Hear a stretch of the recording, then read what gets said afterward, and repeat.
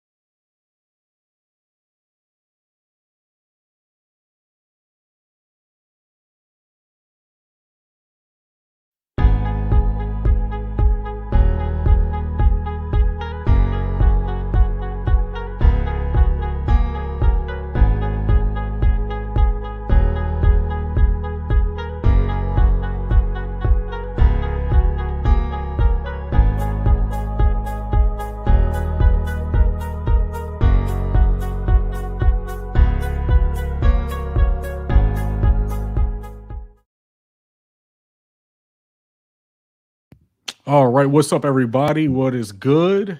Come on into the room and join us for what will be a very enlightening, a very informative, somewhat historic, but also historically relevant show today, where I will be covering quite a few topics. I plan to show you guys a couple of videos, read to a couple of articles, and so it shall be interesting for sure. What's up, AR Ran? What's up, Kofi? And I don't have Twitch up, but I'll see if David can grab the comments and questions if there are any from Twitch. We got 20 people with us on Twitch right now. Andy from Ohio and Odd Muffin both say hi. Andy was waiting patiently and says finally for Brian's return. Yeah, so let's get started. Let's not belabor the moment too much longer. So I hope everyone had a good Tuesday. I wasn't in yesterday, but I'm back today. And yesterday, while I was out of town, President Joe Biden ordered the DOJ not to renew contracts with private prisons. This executive order does not include contracts with the Department of Homeland Security, which has contracts with private prisons that operate ICE facilities, as many of you probably have heard. But he also signed an executive order aimed at stopping the sale of military weapons to police departments. He did this as part of his, first 100 days and wanted to focus on racial equity yesterday. But here's the important point that I want you guys to know about that particular story before I move on to the next one. I'm going to delve a little bit deeper into it, though. This is essentially reinstating an Obama era executive order that Trump did away with. And, so that's important to keep in mind. It's not new. It's not as new as it might sound. But then, of course, Ayanna Presley on Twitter also retweeted a graph showing that less than 9% of incarcerated people are held in private prisons. That's incredibly important to understand. Most private prisons are state-based, and this executive order only covers federal contracts with the DOJ, not the DHS, as I mentioned a second ago. And I also want to cover an initiative called Mayors for a Guaranteed Income. Now, what is that? If you've never heard of it before, I'm going to show you a video about how over 30 mayors around the country, created a coalition in June of 2020, with the goal of building a network of advocates for a guaranteed income, which includes direct recurring payments. So not, one-time payments. It's not as far reaching as I would like, but I'm gonna get into that in a second. But it is direct and it is recurring. So this is a UBI initiative. This is relevant because it wasn't Andrew Yang that came up with the idea of a UBI, as we all know. People on the left have been talking about a universal basic income for a very long time, for decades. MLK himself advocated for a UBI back in the 60s. It's also important to note that this initiative is not means tested. So on their website, which David will link to when I bring it up in the future of the stream in a minute, On their website, it actually says this plan is unconditional with no strings attached and no work requirements. So that's definitely an initiative that I want to talk about with you guys today. So I'm going to tie these two stories, the story about Biden's executive orders and this story about a UBI initiative by 30 plus mayors around the country. I'm going to tie these two into the history of the filibuster, which ties directly to my premise for today's stream. So, what is my premise? My premise is this: every Democrat in the Senate, okay, that upholds the filibuster is upholding white supremacy. Okay, that includes Joe Manchin of West Virginia. I'm calling naming names, right? This is what we have to do to put these people out there and to expose what they're trying to do. That includes Joe Manchin of West Virginia. That includes Chris Coons of Delaware. That includes Kirsten Sinema of Arizona, and any others that I'm, leaving out for purposes of time. These are all Democratic senators. Last time I checked, right? So therefore, those same Democratic senators are upholding the ones that I mentioned, and then others as well, are upholding white supremacy by upholding a relic from the 1800s, the mid 1800s, that was innovated into its modern form by a slave owning piece of crap. Okay. A man who argued that slavery was good, that slaves were better off. Change that up. Black people were better off being slaves than we were before we were enslaved and stolen from the continent of Africa and brought over here. That was his argument. His name was John C. Calhoun. Okay. Remember that name. He is the subject of today's history lesson, right? So, David, go ahead and pull up that man's photo for me so the family can take a look at what John C. Calhoun looks like. I don't know about you guys, but that man has a very punchable face. Like I don't know what I would have done in that particular era, but he looks like somebody that's unlikable in any era he's living in.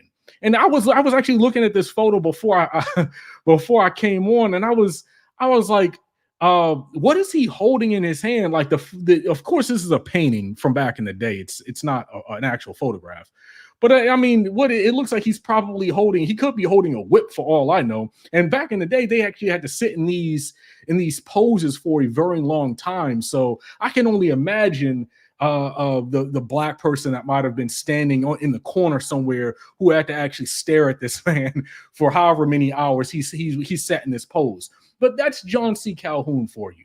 Okay, he is, like I said, the subject of today's history lesson. Before I will continue, I want to take a look at the chat.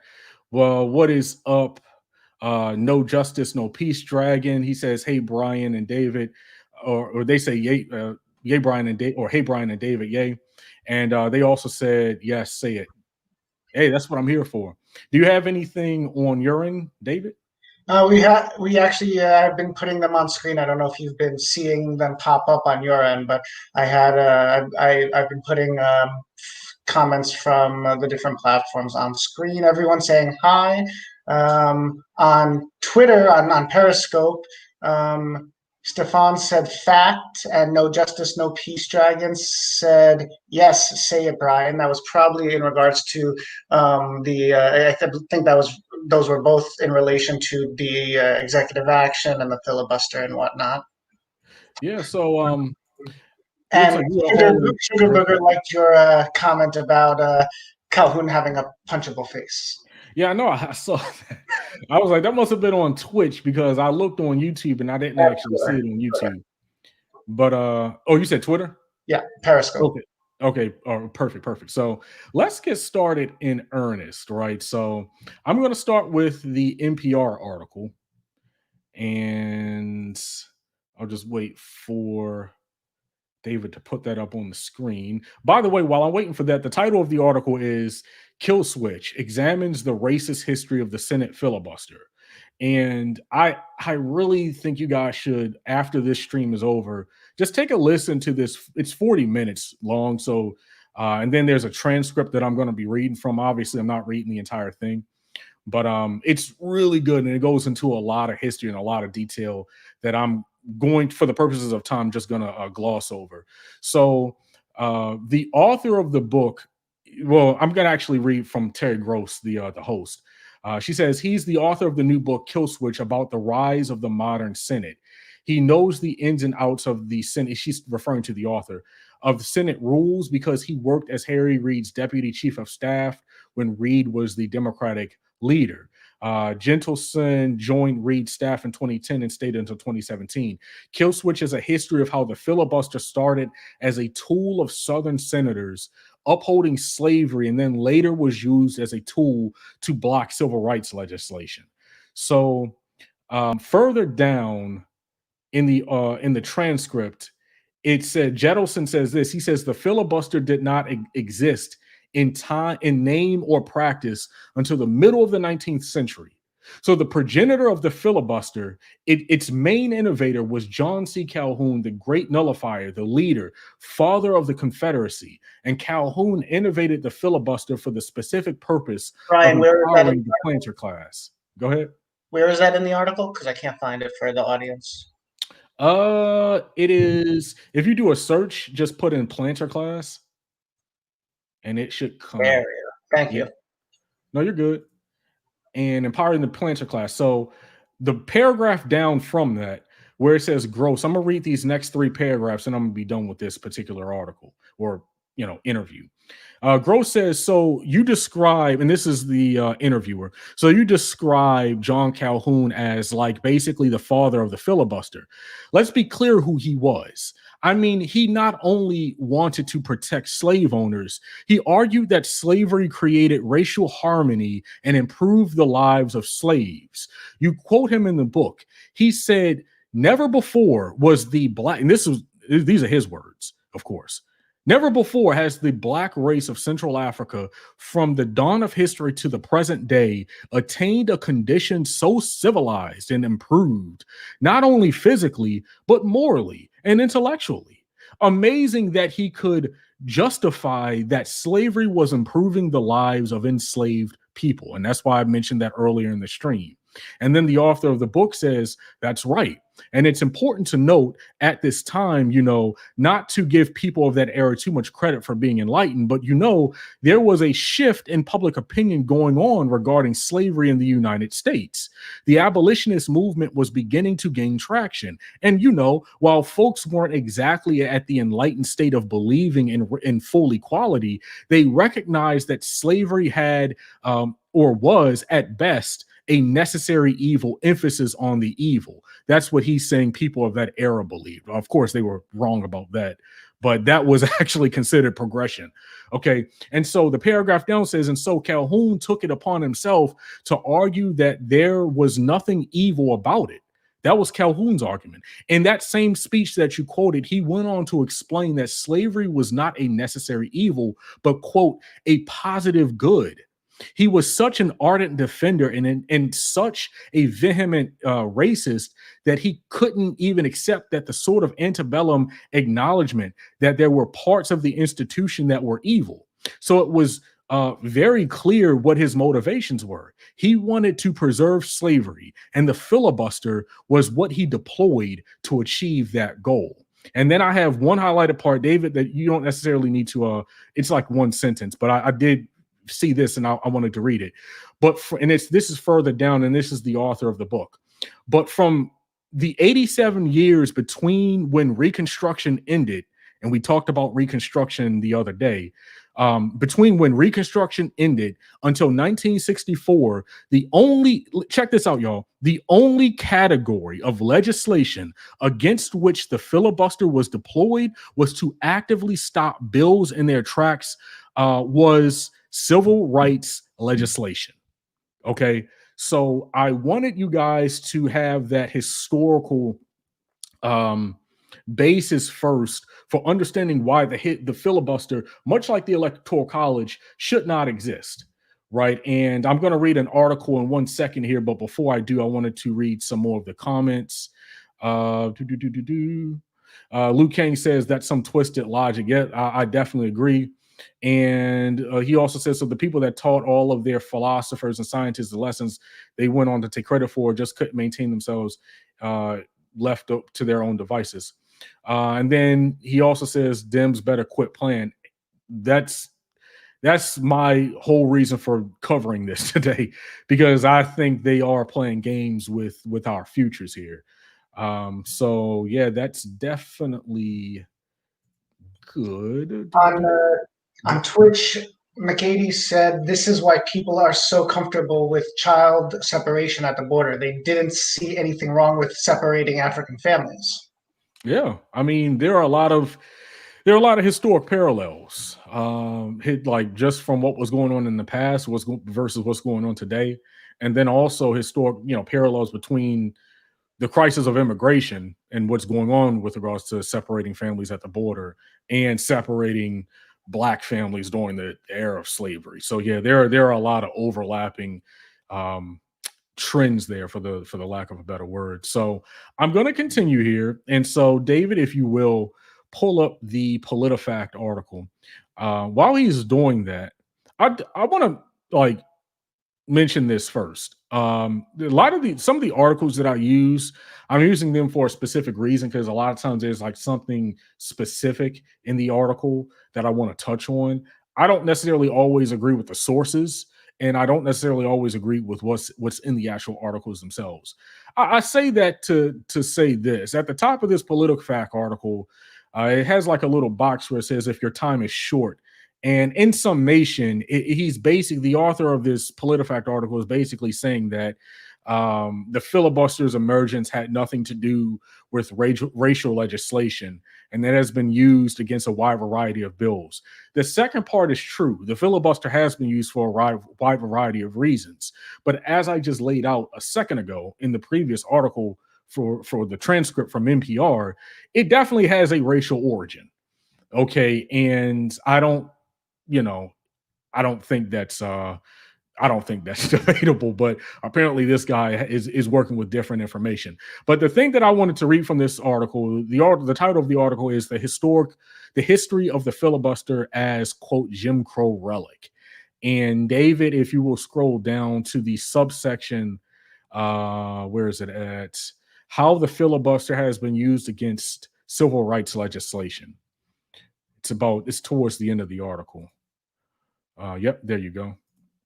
So this is pretty short. I'm not going to read the entire thing here, but as I established previously a second ago, not only was the filibuster used during slavery to preserve it, it was used after slavery, as I read in the previous section. So it says here, quote, exploitation of the filibuster repeatedly undermined adoption of measures supported by majorities to protect and advance the rights of African Americans for much of Senate history, Binder said.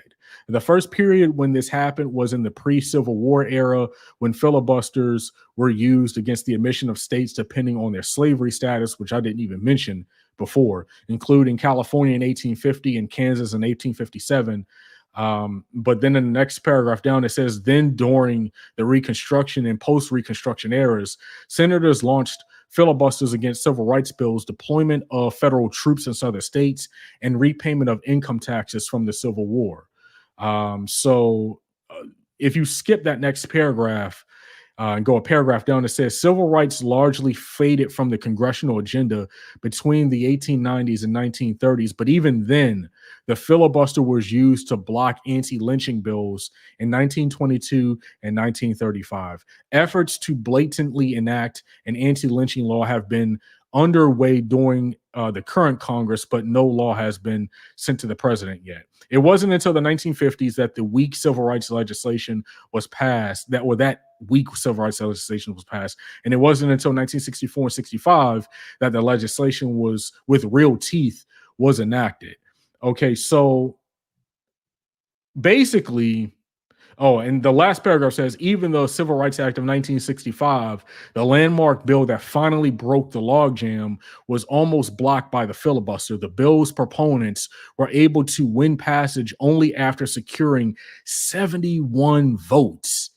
That, just hearing that is absolutely insane, including 27 Republicans to win the filibuster. Okay, so when we talk about the filibuster and its racist past and why it should be abolished, well, it should be abolished, honestly, but it's at least for the moment, it should be done away with, and it should be up to a simple majority. This is why, I wanted to establish the history first before reading the articles about what's happening today. Okay, as good as look, as good as what I'm about to read to you guys sounds, in terms of what was done recently with the executive orders and things like that, keep in the back of your mind this very important point. The founders wanted a system of simple majorities. Okay, so 51-49. They did not want a system that required massive supermajorities to implement change and understand, or so you should understand how the filibuster has been used historically to do just that, to slow down transformative change, okay, and stop change in its tracks altogether. Without the filibuster, one could argue that we would be 100 years in the future in terms of progress right now. I truly believe that. So let me take a look at the comments here. Hector says it's also damn frustrating. Luke King says if the filibuster isn't gone, we will need like 16, 17 Republican senators on board to pass things.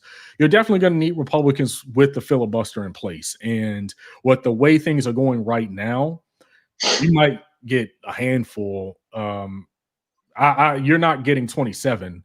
You're not getting as many as you're going to need to get stuff passed. And it says, Infinite Content says, remove the filibuster. Can you get everything done on simple? You can get everything done on simple majorities. Yep. And Lily Rice says the Dems are playing with us. Biden could demand that the Dems in the Senate use budget reconciliation to pass the COVID relief bill. This would be emergency relief. Dems use their power. This is something that this is an argument that I've been making on Twitter like for the longest time now. Use your power. This is what people elected you guys to do. When Republicans, and the author of the book that I read to you guys earlier, Kill Switch, he actually says this in an interview, but I didn't actually read it. When Republicans get into power, they use their power. They flex.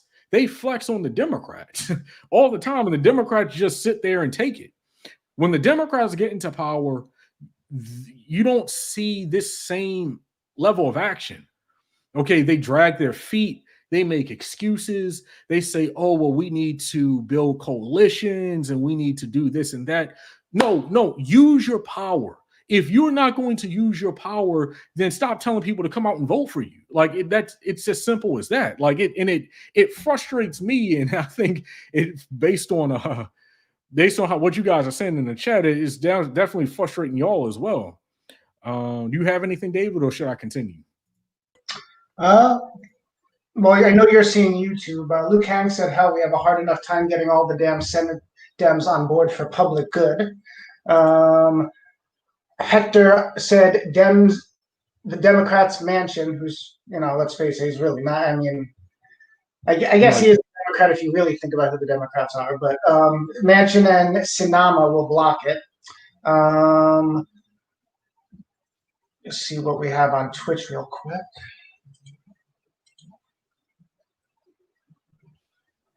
Dinaco84 said, I'll put it on screen, regarding the delineation of frequency between acute grounding and post-status integration, do you feel that a fair compromise could ever be met?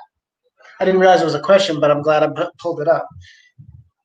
Let me read it. Yeah, it says, regarding the delineation of frequency between the acute grounding and post-status integration, do you feel that a fair compromise could ever be under the current with the partisan divide that there is right now in Congress, a fair compromise, like fair as in something that's actually going to benefit working people, the working poor, the middle class to the extent that it actually still exists, I'm doubtful. Not with something like the filibuster in place. I don't really think anything. There will be compromises.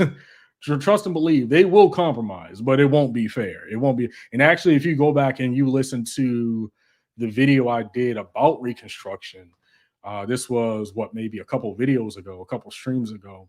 I talked about that one question. I brought up the issue of unity, right? So yeah, definitely go ahead and check that one out. And then Infinite Content says something hilarious on Twitter. On YouTube, he says, "Damn all of that, stone on these fools or get primary." That's it.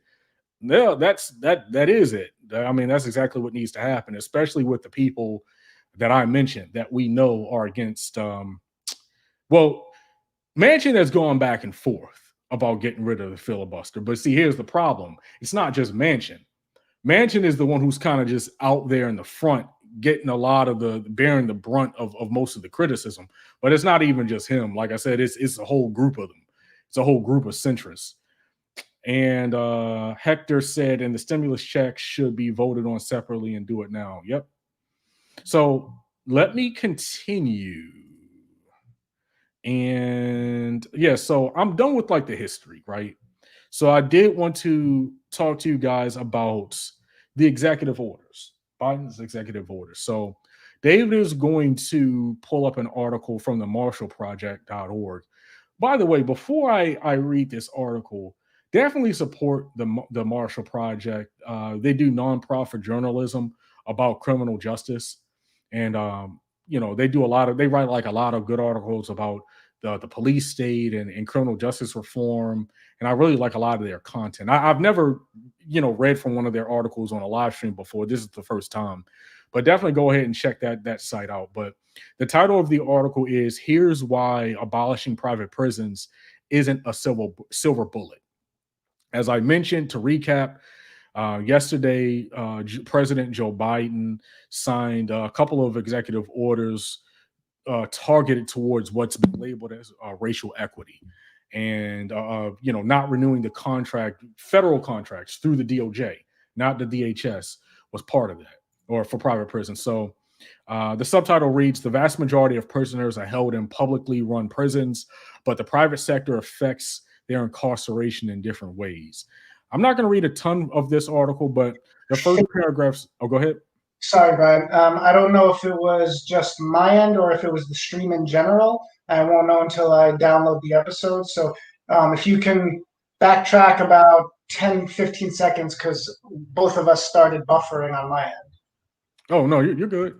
So, yeah, I was just saying, before I read the article, definitely check out the Marshall Project.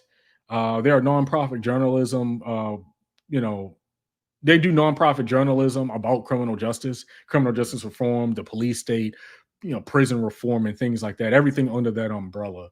And they do a lot of good work. So the title of the article that I'm reading today is "Here's Why Abolishing Private Prisons Isn't a Silver Bullet." And the vast majority of prisoners are held in publicly run prisons, but the private sector affects their incarceration in different ways. Okay. Democratic candidates for president are fed up with the American criminal justice system, and private prisons are a favorite culprit. Cory Booker called them repugnant. Bernie Sanders wrote that the industry has, quote, racist roots in American chattel slavery. Elizabeth Warren released a plan to ban private prisons and detention facilities.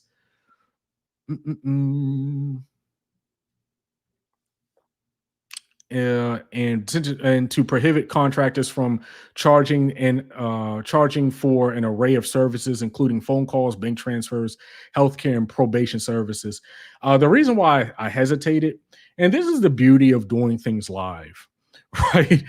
And I was honestly, and I do kind of want to point this out while I'm live. I was looking for, articles that would back up my premise for today's show. It would have helped, I think, to look at the date of this article. So this is an old article.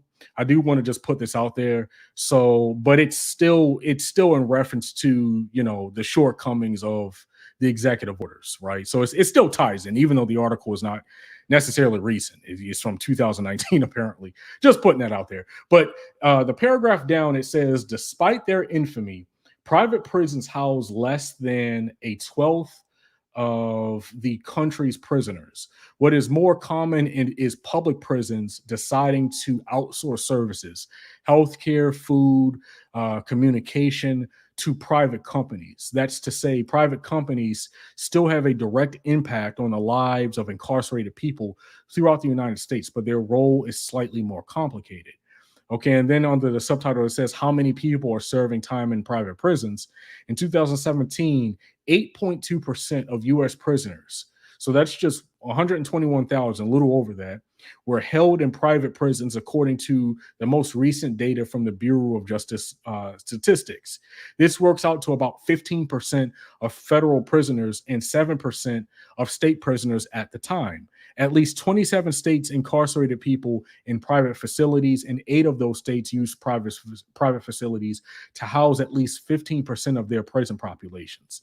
Montana topped that list with 38% of prisoners in private facilities. So the point here is, while what Joe Biden did yesterday is good, and it's not bad, you know what I'm saying, but it's not going to go nearly as far as it needs to. It's not going to go nearly as far as it should. And an executive order is limited in terms of its scope, in terms of what Joe Biden has the uh, individual authority to actually do. This is going to come down to legislation in Congress.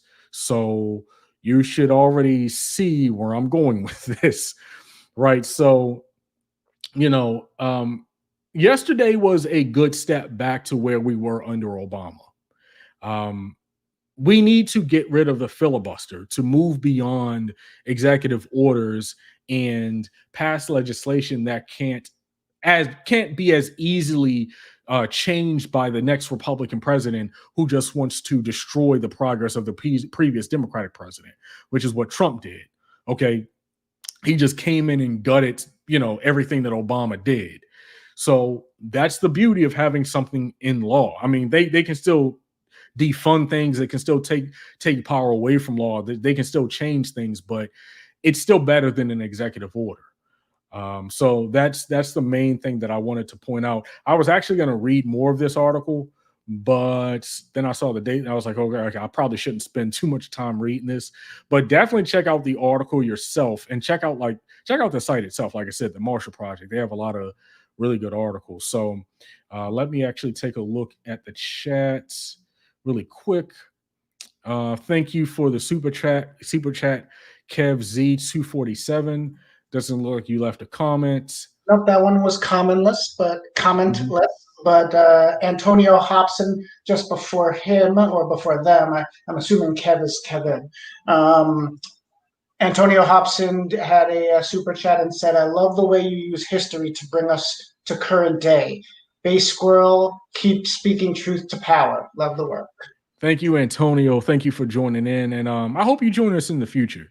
One of the things that I really work on with this show is coming at a lot of political stories from a different perspective. I, studied history in college. I actually minored in history in college. So I'm something of a history buff. And I also know that most things that happen today have happened already in the past, because what happens is bad things happen in the past and we don't learn from it. Society doesn't learn from the past. So what ends up happening is we end up repeating a lot of the same problems, right? So I try to work in history every stream, but I'm not always able to, depending on what I'm talking about that particular day. But thank you for noticing that for sure. And then let's say you put up the quote from Nebulous Void: "Private prisons are a haven for white supremacist prison guards who often move up the law enforcement chain later." Yep, that's definitely true. Comrade Taco. Comrade Taco, I think you changed your name. You threw me off. I'm pretty sure there was a V in there previously. Comrade Taco said California prison systems is a great example of how messed up state prisons are. Yeah, I don't know too much about California's prison system, but I do not doubt it for sure. Yeah. And then go ahead. And Luke Hang said the privatization and commoditization of public prisons de facto, in regard to the Marshall Project piece. Mm-hmm. Yep. And then Lily Rice on YouTube also says, Brian Lewis, excellent content. Thank you. Appreciate your research and presentation on your radio announcer voice. Yeah, thank you for the comment for sure, Lily. And I just, I want you guys to come here and know that you are getting something that I spent a good amount of time researching. I actually spend a couple hours, 2 to 3 hours before the stream, just prepping all of the content, getting everything together, not checking dates, when things were originally published. But yeah, so definitely come and join us in the future for sure. So the next, before we move on to that video, I do just want to say that I've seen a couple of questions and longer comments. I'm putting stuff on screen, but once we get through all the material that Brian wanted to cover, I'll give him anything he missed so that we can interact a little bit more and cover some of the comments or questions that are detailed. Yeah, if you have any questions and I miss it, just leave it in the chat and David will catch it if I don't catch it myself. So whenever you're ready, David, go ahead and there's an account on Twitter that I follow called The Recount. They post a lot of good content as well. And he's gonna post up a video of the recount or not the recount, a video they posted today.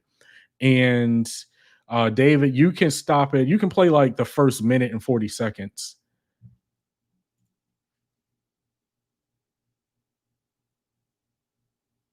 Oh, by the way, before he plays the video, this ties into what I mentioned earlier about the 30 plus mayors around the country who are supporting a UBI.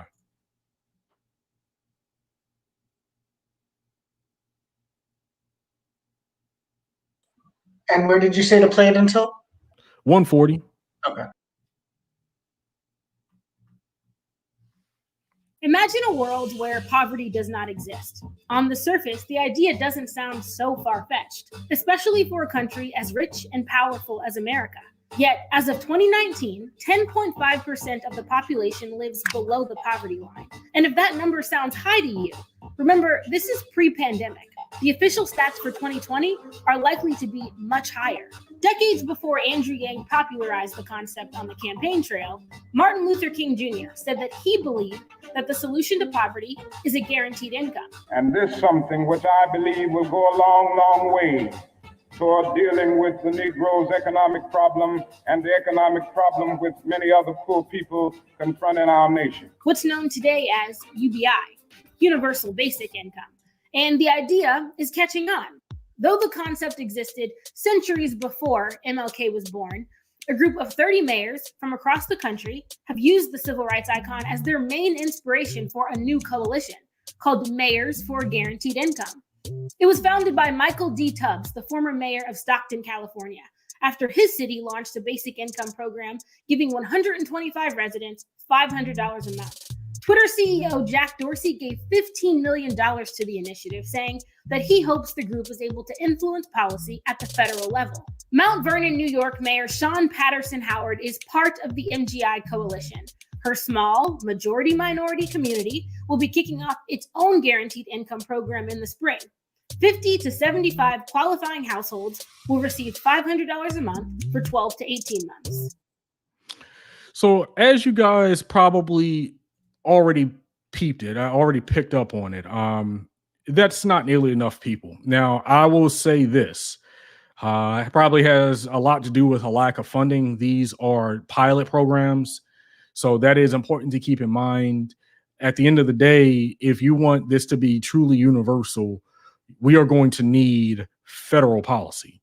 But if you go to mayorsforagi.org, that's their website, and you click on research, you'll find an entire 18-page PDF detailing what their mission is and the 6 guaranteed income initiatives active across the country.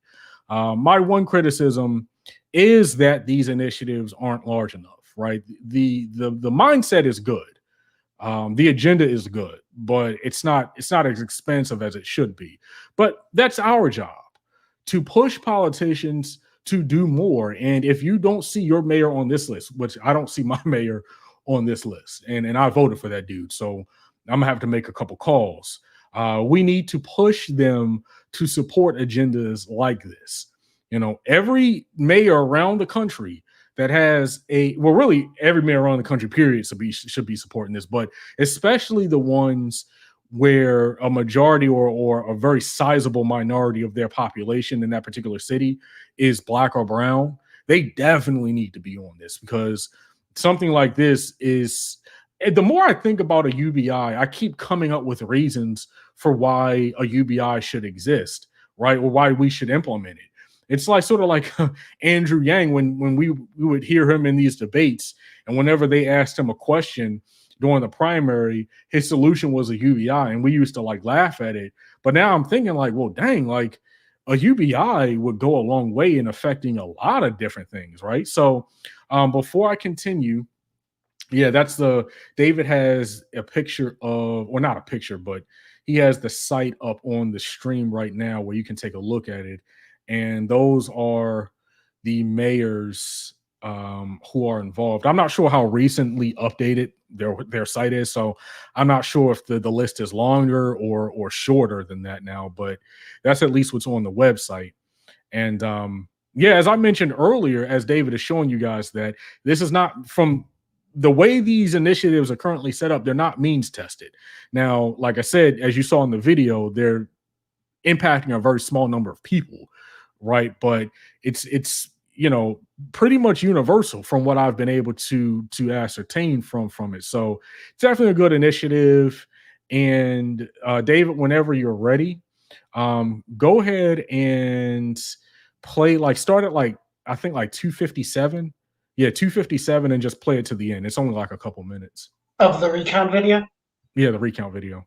57. All right. And that's going to be it for that one.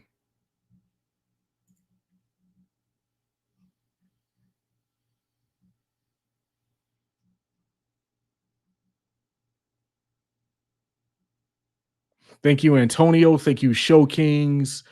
Thank you, Lily. Thank you, Infinite Content. Thank you guys for joining us today. Around work. One day right there in Alabama, little black boys and black girls will be able to join hands with little white boys and white girls as sisters and brothers. I have a dream today. MLK's I Have a Dream speech is arguably his most famous, and for good reason. But it's important to remember that the speech was not just about hope. It was a call to action. It was delivered at the March on Washington for Jobs and Freedom. Because as much as he hoped that one day his children would be judged for the content of their characters and not the color of their skin, he also knew that freedom cannot exist without economic equality. A basic income will give people an opportunity to meet the basic needs: food, clothing, and shelter. A basic income is not going to allow people to buy Jordans. You know, and we have to stop that. We've vilified people who are struggling for years. We've called them welfare queens. The same people who you are calling welfare queens, their great grandmamas are the backs that this country was built on. They were out there picking the cotton, and the slave economy built this country. And so if 5 generations later, we might need to help some people transition and give them a hand up until they're able to stand fully on their own, then that's what we have to do. We cannot have a tale of two Americas. We've had that for far too long. And we need to change not just that narrative, but that reality.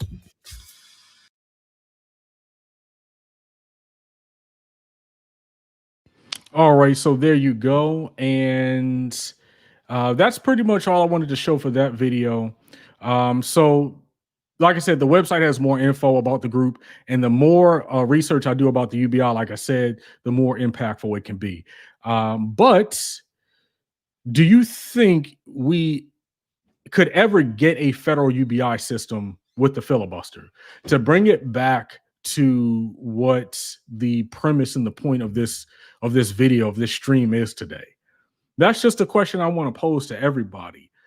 Can you have something like a UBI with the filibuster? We might not even get it without the filibuster, because it's not even clear that all Democrats even support it, right? But it's definitely not happening with the filibuster. That's for sure. There's the issue of its lack of support, period, in Congress. But even if we were able to get support from Democrats at the very least, we all know Republicans would block it with the filibuster in place.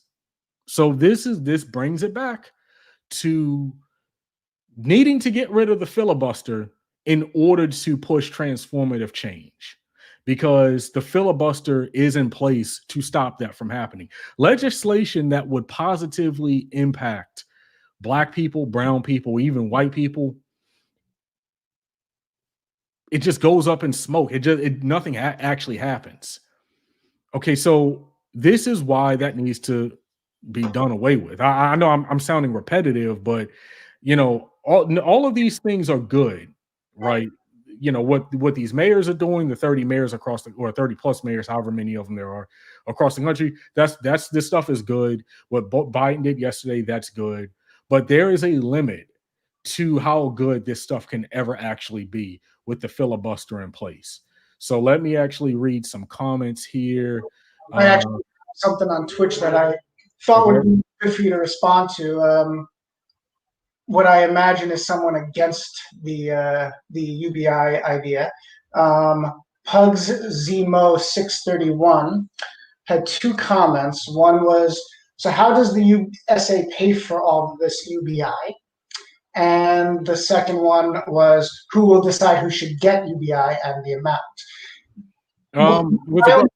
My only input on the first one is we never seem to have a problem with paying for things when it comes to military bombs and guns. So, scrape a little bit off of that military industrial complex pile of cash. But aside from that, then Brian. Yeah. I mean, pretty much. Not only that, they cut the military budget. That's how you pay for it. Tax the rich. That's how you pay for it.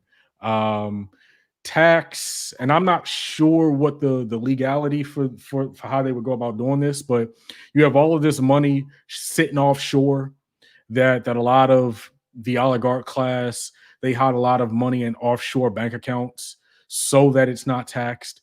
You have a whole bucket of money just sitting offshore that nobody's even touching. Like there's a lot of things that they can do to pay for it. It really just is a matter of shifting priorities. Right now, we have priorities in this country centered around preserving 1% of the population, 5% of the population, very minor, small percent of the population, instead of doing things that help everybody else out. The chat's also helping out with some solutions there. Infinite Content said, I got the answer for the payment for it. How about we just go back to 1950s level of taxation? That's another solution. Comrade Tacos said, stop oil subsidies and such. Mm-hmm. Kang said, get the defense budget, the Pentagon budget, stop the wars in the Middle East, close a few hundred bases overseas. Yeah, I agree with all of that. And then the question of who's going to get the UBI? The UBI should be universal, right? If there's any, maybe like, I don't know, do you think like all those in the 1%, 2%, 3% should be falling into the category as well? Well, that's what I was about to say. If there's any group that shouldn't get it, it should be the people at the top.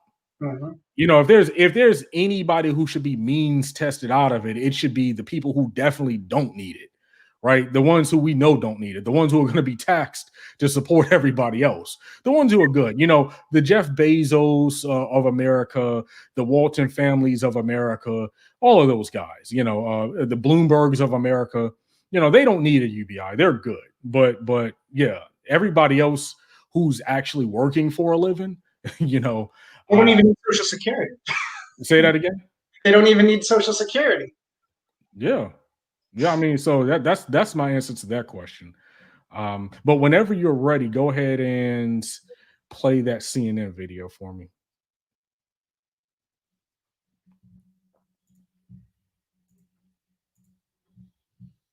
Oh, before you do that, Lorianne Richardson on YouTube says, just wondering, how would UBI fit in with minimum wage of $15?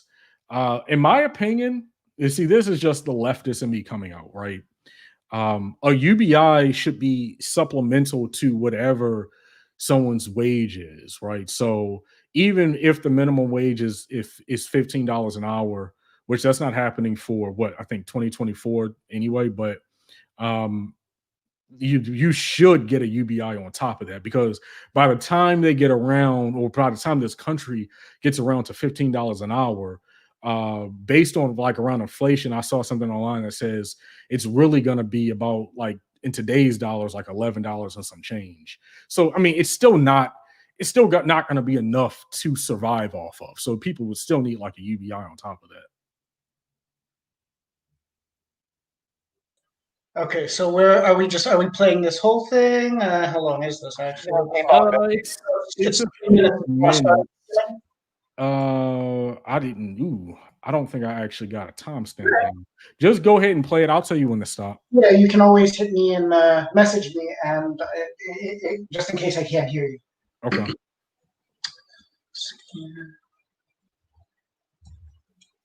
CNN K-File investigation reveals GOP Congressman Marjorie Taylor Greene repeatedly indicated support for executing prominent Democratic politicians before being elected to Congress. Greene has also repeatedly posted far-right and debunked conspiracy theories on social media, including support for QAnon. Uh-oh. Yeah, we're buffering. Joining me now to discuss the CNN K-File's senior editor, Andrew Kaczynski. Andrew, good to see you. Thank you so much. We appreciate you joining us. What did you find on her Facebook? Yeah, so what we found on Marjorie's Facebook is that, I mean, as you mentioned in the intro, in comments that she made before she ran for Congress in 20. Let me, I'm going to download it real quick and play it that way. Okay.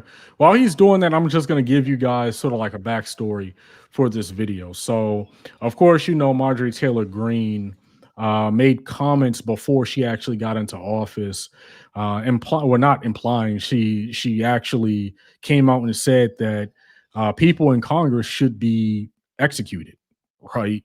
And I'm tying this into today's theme because I was going to tell you guys, as you listen to this, after David downloads it and plays it for you guys, as you listen to this, keep something in your mind to never forget, right? Because what people like Marjorie Taylor Greene want you to do is forget. They want you to forget about what they've said in the past, and they want you to forget about the past in general, right? I'm not going to say any more, but yeah, because what she said is absolutely reprehensible. Let's see. Lily Rice says eliminate all the loopholes that allow companies with billion-dollar profits to pay nothing in income tax and get huge refunds. I think she's referencing what we were talking about earlier. And Jules T says Marjorie Taylor Greene had threatened AOC. She wanted to kill AOC. Yeah, I mean, these people are sociopaths. This is what happens when you have like these QAnon people and just these conspiracy theorists who get their news from all the wrong sources. This is the problem when these people get into office, right? Alicia says, stop in to say hi. Love my squirrel squad. Thank you for joining. And Afraid Not and Ratchet says straight up sociopath. Yep. And Montcoshire says confused. Why isn't she being investigated for these physical threats? The Republicans in the House are implying that they're looking into it, but yeah, there's a whole lot more that needs to be done. But it looks like David has the video up.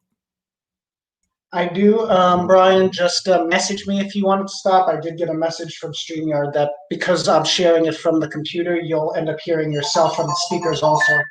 All right, I'm gonna mute myself.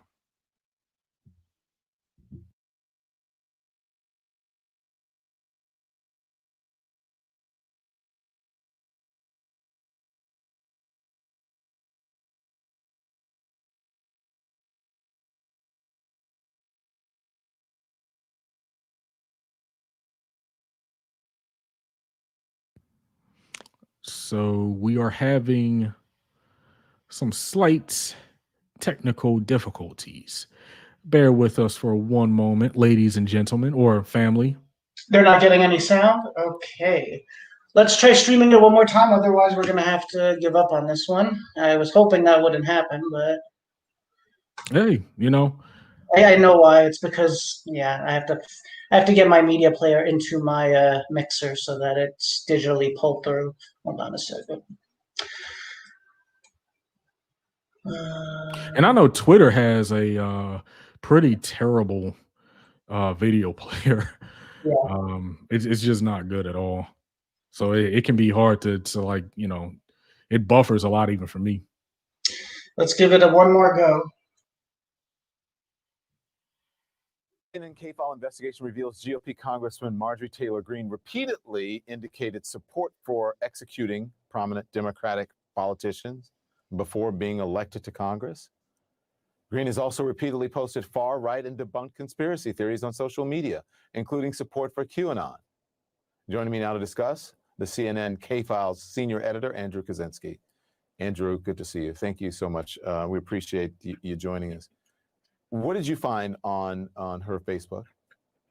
Yeah, so what we found on Marjorie's Facebook is that, I mean, as you mentioned in the intro, in comments that she made before she ran for Congress in 2018 and 2019, she repeatedly indicated in the form of Facebook likes, comments in Facebook videos, support for executing Democratic members of Congress, including House Speaker Nancy Pelosi, former President Barack Obama, former Secretary of State Hillary Clinton, John Kerry, FBI agents who she claimed were part of the deep state against President Trump. And some of these claims were pretty violent. There was somebody, one of a comment who said to her, "When do we get to hang them?" And she was talking about Barack Obama and Hillary Clinton. And Greene replied, "The stage is being set." There was another comment where Greene had this petition that she wanted to impeach Nancy Pelosi, and somebody responded, literally said a bullet to the head would be quicker. Yeah, I mean, it's really, really sick stuff. And she responds by liking that comment. Wow. And sort of the backdrop to a lot of this is that she was leading this petition that she said would impeach Nancy Pelosi for treason. And in one speech in 2019, which we're going to play a clip of here, she actually suggests that Nancy Pelosi, again, could be executed. Wow. By our law, representatives and senators can be kicked out and no longer serve in our government. And it's a crime punishable by death, is what treason is. Nancy Pelosi is guilty of treason. Andrew, have you heard, and has she addressed any of this, any of these posts? So I hope you guys noticed something. You notice after they ended the clip that they were showing on CNN, how like they just had these blank stares on their faces because, like, I can only imagine what it's like to actually have to cover something like that in real time. And like people like that shouldn't be in office. People like that are a threat to the safety of everybody that they work around, especially people that they don't like. This is why AOC has said publicly that she doesn't feel safe. She doesn't feel safe around some of the people that she works with, right? And can you really blame her? Would you feel safe when you had to sit in the presence of someone with clearly violent views like that? I know I wouldn't. So before I go on a tangent, like I said, to summarize everything that we've been talking about, that we've been talking about today, okay, don't forget the past, whether it's a few years ago, whether it's 150 years ago, whether it's 200 years ago. People like Marjorie Taylor Greene, Mitch McConnell, the entire Republican Party, right? They want you to forget. They want you to forget what they've done, what they've said, and what has been done in their name by their predecessors, right? They want you to forget about how they've called for violence either directly or indirectly for years, right? They want you to forget about why the Electoral College and the filibuster exists in the first place.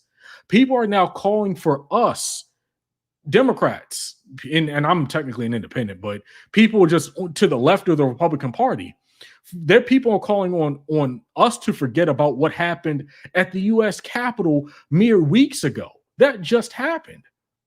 How can anybody forget about that? That's crazy talk. Republicans and even some Democrats want you to forget the past so they can use the tools of institutional oppression in the present. Okay? And thereby negatively impact the future of millions or the futures of millions of Americans. So that was today's show.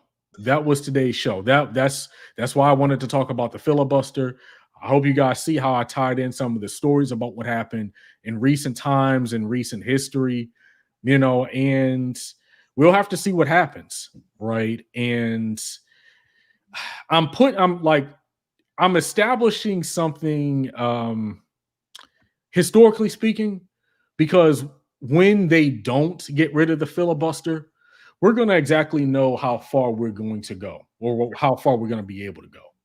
So I'm afraid not says she does not deserve to be there, but she really does not represent, but she really does represent a part of this country that has been severely brainwashed. Yeah, unfortunately. Lord, GOP get dishing, but God, those mofos can't take it. Yeah, I mean, they can dish it out, but they can't take it for sure. There was a comment, I lost it now, but to be sure, no one here is a fan of Nancy Pelosi, but we're not, calling for someone to be executed. I mean, exactly. It goes without saying, but I'll say it anyway. We don't endorse anyone getting executed. Yeah, exactly. That's one bridge too far. Like that is a path that I will not walk. But Liam in the YouTube chat. Oh, go ahead. May be punished for corruption, but the punishment is in execution. Right. For sure. And then Liam in the YouTube chat sent a super chat. Thank you. He says, "Good work, bro. Keep it 100." I try to the best of my ability. Thank you for the comment and the super chats. And TT says, "Why haven't Dems used this to expose the Republicans for who they are?" I'm not in power. I'm not in Congress, of course, obviously, but I have my theories. My theory may be true. It may not be true. I really don't think they want to use power for various reasons. I think they're trying to protect some of these centrist centrist Democrats like the Mansions, but also I just think a lot of them don't want to go as far as they need to go. They want to maintain business as usual, keep this steady flow of bull crap going, to pretend that, and see, here's the issue too. We really haven't had a proper conversation about how Donald Trump happened in the first place. That's also the problem. Donald Trump isn't isolated. He's not like he doesn't exist in a vacuum, right? Donald Trump was able to do what he's able to do because of what led up to him, right? Things that Democrats and Republicans and prior administrations have done. In my personal opinion, directly or indirectly, both of these political parties are complicit in their own way. Yeah, we did have a couple of comments and questions that I wanted to bounce off you, see if you were interested in addressing. Let's see here. This one we got already. KevZ247. I don't have the platforms because I copied and pasted these, so apologies for not acknowledging where you guys are, where you all are. But KevZ247 said, oh, actually, it wasn't KevZ. It was. He was asking infinite content, but I guess, Brian, I can ask you too since I'm talking about it. Have you looked up Kristen Sinema? Are you familiar with Kristen Sinema? Kristen Sinema, yes. I'm mispronouncing it. I'm not familiar. Is that something relevant to this to the conversation? Yeah, I brought her up. She's the senator from Arizona. Yes, you did say that. Yeah, and she's one of the ones. The reason why I brought her up, I'm not sure what context the comment was made, but the reason why I brought her up is because she's one of the senators who have said that she's against getting rid of the filibuster. So Um, hey, I don't know what Chuck Schumer's doing or not doing, but I'm not surprised. yeah, Schumer's been there for, I mean, not that the amount of time he's been there necessarily matters, but he's been there long enough that we know his pattern. I think we can pretty much predict that he's not going to turn radical just because he's majority leader. In fact, it's probably the other way around. right. Someone asked, we also need an independent court for police oversight, preferably one that is not answerable to the DA or the regular court system. Until there are real consequences for abuse of police power, nothing will change. It's a little bit off topic, but I thought it was still very relevant in light of the past couple of days and things that we've been seeing again. Yeah, it's a good idea. There have been groups that have one of the reforms, criminal justice reforms that certain groups have thrown out there is having what is it? Civil review boards. What's the technical name? Review boards with basically with subpoena power. Civilian oversight you're talking about, right? Right. Review boards that have oversight, like not oversight power, but have subpoena power. So where they can independently go in and they can look at some of these situations like a shooting, or even not even just a shooting, just like an abuse of power, where they can actually go in and bring charges potentially against cops, law enforcement officers who abuse their power, right? And I don't think that exists the way that it should in any city or in the country. I know they have in certain cities, they have review boards, but I don't know that they have a review board anywhere in the country that has that much power, subpoena power.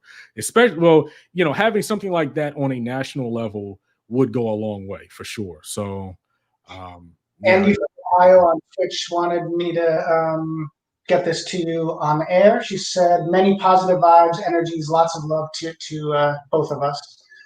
Yeah, thank you for joining, Andy. You have consistently come and shared your, energy with us while we do these shows periodically every other day or something like that. So yeah, thank you for joining for sure, and stay tuned in the future. We did have a couple of questions about start time. Pixie on the Moon, Jamie, our editor from Progressive Army Days, answered that. Well, let me backtrack. Where is the question? I'm not seeing who asked now, but someone had asked what time we generally start. We don't have anything succinct or set, and I know that's frustrating.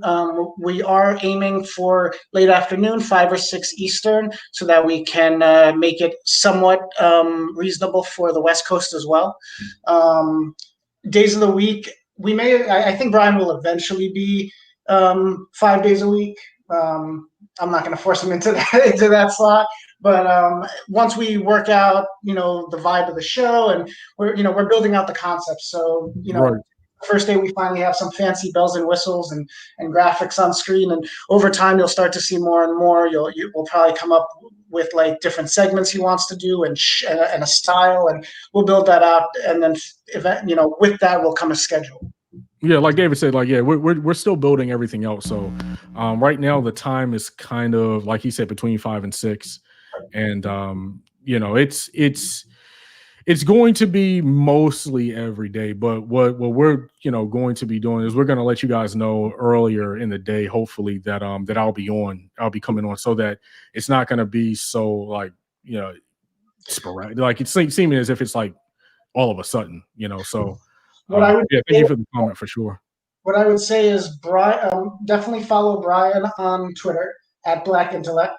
If you follow Ben as well, Ben retweets just about all of the team stuff, especially notifications and alerts. So Brian will probably give a heads up when the day he plans to go live. It's not the best system, but it's what we're going to do for now, at least. You'll get your notifications that way. If anybody knows about it on the morning trap, they'll probably give him a shout out in the morning too, but I can't make that promise. Just trying to check the chat, see if there's anything else. While you're checking the chat, I did want to mention something. I don't typically like plugging things, right? But I did want to bring this up just while I am live today. I wrote a book last year.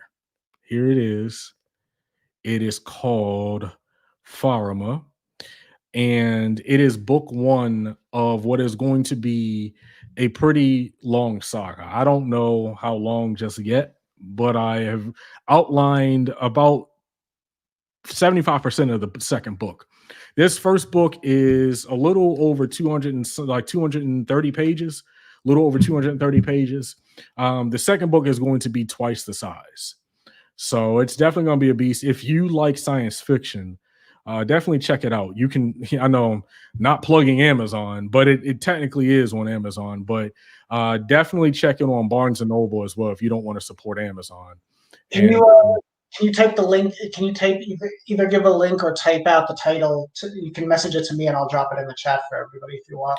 Yeah, actually, as a matter of fact, it's on my Twitter. Hold on one second. Because I said, hey, I might as well. And this thing that this link that I'm sending to David, it has like a Goodreads link, but the Goodreads link links to like Barnes and Noble and stuff like that, where you can check it out for sure if it interests you. I don't know how many sci-fi fans we have in the audience. When I'm not talking about politics or thinking about politics, I am writing, reading, and a lot of times it's not about politics because I have to detach myself from politics from time to time. So that's where like the sci-fi stuff comes in. I'm a big like movie buff. I love movies, games, from time to time, video games. But yeah, that's enough about that. I just wanted to throw that out there. Yeah, and yeah. Does anybody else have any more questions before we end? So I do have one on screen that I didn't need to leave up the whole time, but I wanted to address. Quick opinion asked by Afraid Not in Ratchet. Please, asking for an opinion on the minimum wage increase proposal being in place. I guess the actual minimum wage being effective by 2024 or 2025, which puts it right near the next general election. Is Biden just testing the waters? Brian, give us your thoughts on that. There's no telling what he's thinking, to be honest with you. I don't particularly like the way that was rolled out. 2024, 2025 is way too late. $15 an hour was the demand. Well, $15 an hour was the compromise a decade ago. Like $15 an hour isn't enough now. So $15 an hour years from now is definitely not doing anything, right? So it should be $15 an hour now. It should be higher than $15 an hour now. So I mean, here's the issue: they're going to pass this, or whatever they're doing with it. If this goes through, they're not going to do anything else about the minimum wage. That's what angers me. They're actually just going to let that sit on the sit out there and say, hey, we did something. And as you pointed out, as the commenter pointed out, it's just in time for Biden's whole reelection campaign. So they're already like gaming this for like political purposes. And I don't like that. Right. So I mean, I'm disappointed. I expect better from my elected officials. I don't know why, but I do. Afraid Not says, I know it will raise eventually, but goal years away is BS. Yeah, I mean, the way that they're doing it is going to increase every year a little bit until the point where it gets to $15 an hour. But it's peanuts. We all know that it's peanuts. So yeah, that's all I really have to say about that. One last one, and this is back to our subject today. Ed Thompson on Twitch asked, do you have any concerns about the filibuster should the Republicans regain power, they are far more aggressive about changing laws to pursue their ends than Democrats tend to be. I'm definitely going to hand this one off to you, Brian. My only thought is that, I mean, there's always a risk that if someone like McConnell, or even worse, hopefully not, but they why wouldn't they get rid of it? But at the same time, they would have already done it. I feel like I think that they're afraid that if they get rid of it, the other side is going to use it. So they don't want to push that line, and and beyond that, not getting rid of the filibuster allows them to continue playing the game. It allows them to just continue this back and forth, and they know it frustrates people, but they also don't, they don't feel the heat. There's not enough electoral damage or popularity damage to make them stop. But go ahead, brother. Yeah, I mean, that's pretty much what I was going to say as well. I mean, the Republicans are going to do whatever they need to do to flex on Democrats, and the Democrats are going to allow it to happen. Right. And this goes back to what I was saying earlier. Like, the Democrats don't actually use power. The power move right now for the Democrats would be to get rid of the filibuster and to push through their agenda, because that's what Republicans would do. That's what Republicans have done. Okay. This is how they got in Neil Gorsuch and their Supreme Court justices. They use power. They engage in a level of political warfare with Democrats that the Democrats act like it's not actually happening, right? So this is my frustration. This is like the source of my frustration with them. But I mean, we'll see. I'm not like, to be perfectly honest. Oh shoot, I hit my mic. To be perfectly honest with you, the Democrats should not be concerned whatsoever with what the Republicans are going to do.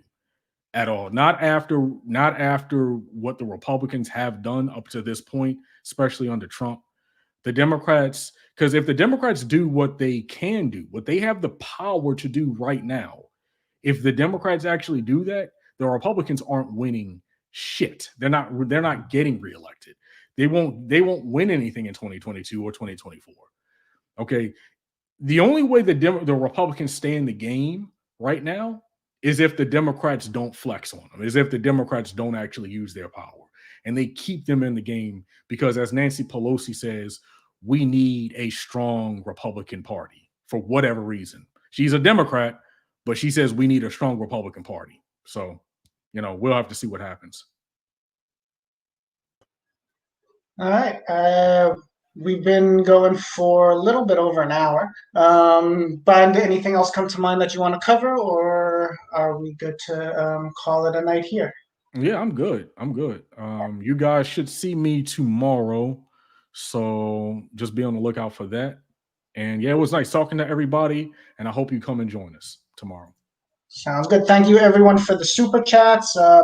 I believe Alicia, I don't know if it was Alicia Queen, said she actually bought your book already, Brian. Oh, thank you. I missed that comment. But thank you, Alicia, for sure. Oh, I see it. Yep, Alicia Queen just bought it on my Kindle, Brian. Can't wait to read. Yeah, tell me what you think about it. And, of course, I know it's hard on Twitter and Twitch, but YouTube and Facebook, at least, let us know what you think about the new flow of the show today with the new system we're using. And if you have any feedback, we're always looking for that. That's it for today. We'll be back around 5 or 6 Eastern time tomorrow, by the sounds of it, unless anything changes. And I think we're out. So everyone have a great day. Stay safe and healthy. Nope, that's not what I wanted to do. The Benjamin Dixon Show is only possible with listener support. Go to www.patreon.com/The BPD Show and support The Benjamin Dixon Show. If you like this episode, be sure to share, like, and subscribe.